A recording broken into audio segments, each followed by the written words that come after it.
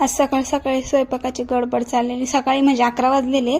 सगळी कामं बिमं आवरून स्वयंपाकाची गडबड चालली. यांची होती सेकंड शिफ्ट, म्हणजे एक आठवडा फर्स्ट शिफ्ट आणि एक असा आठवडा सेकंड शिफ्ट असते.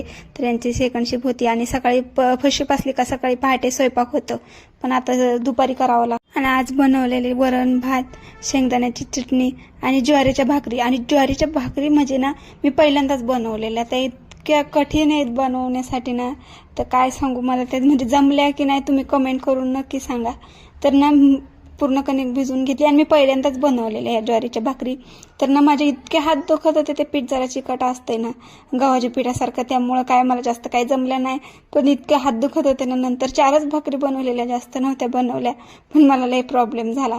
मग म्हणलं चला तुमच्यासोबत पण हा व्हिडिओ शेअर करू.